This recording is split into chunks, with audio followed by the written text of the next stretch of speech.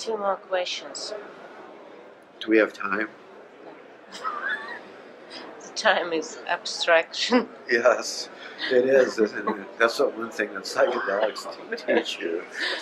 Being a pharmacologist, and as I assume, you want to get a knowledge or to prove the knowledge that psychedelic influence on the brain and influence in the way. Yes. In general. Yes. And it made me think that if you even prove that fully, or you with all Western side will prove it, you will hold or you will prove at the same time materialistic worldview, right, that people are dependent on the brain. It supports a materialistic reductionist worldview. So in this case, would it be used for in general psychedelic if you will prove that? So you're implying that it may actually hinder it in the long run. And I kind of, when I think about mind and consciousness, it seems there are two views. The first view is that the material world is primary. Mm-hmm. This is all stuff is the primary source. Cells, brain tissue, and that consciousness comes out of the physical world, but you need a physical basis. But this is materialistic. Okay, that's one view. Right. So let me finish. Okay. So that's one approach, and that's mostly what Western science embraces. But another view is that consciousness is primary, and that the physical world is created by consciousness. I mean, everything is illusion. And if you look around us right now, everything that you see started as an idea in somebody's brain. Actually, in mine, if I see it. Yeah, but I mean, even if you don't, I mean, it's like this table, like somebody had this idea for this table, and it was like, and they realized it in the physical world. So it seems to me that view is equally valid as a material is primary, consciousness being primary. I mean, I don't know, and I think that even trying to bifurcate them, to divide them, is perhaps a mistake or an error.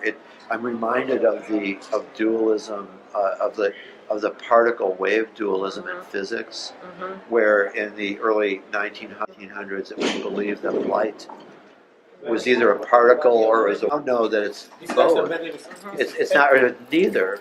It just depends on how you set. And so maybe our being comes out however we set up the filters to let it come through.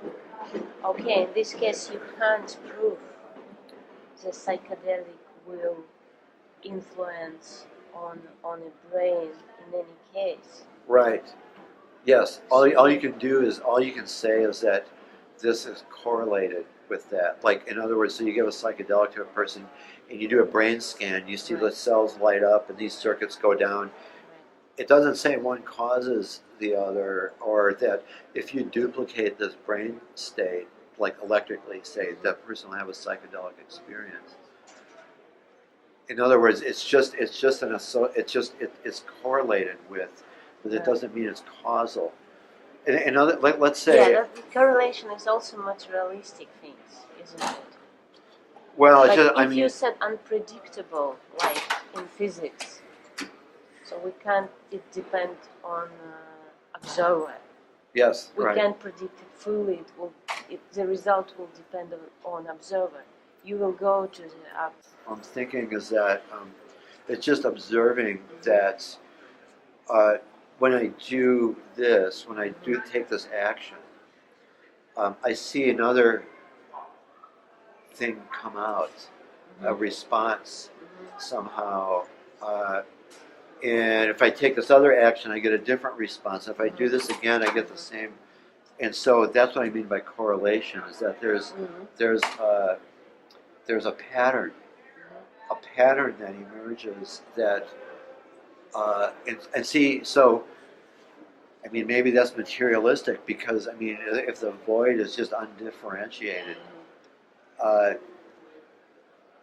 mean, that's one level. And then the other thing is that we do see patterns in things. We see the sun rise every day. Right. I mean, it's part of our being. Right, but this would be materialistic. Yes, it is. Yeah, it's true. I mean, I think that, I don't think it's one or the other. I'm reminded of a quote by George Berkeley. He was a philosopher in like the 1600s, I think. Bishop Berkeley was his name. He's had a thing that goes,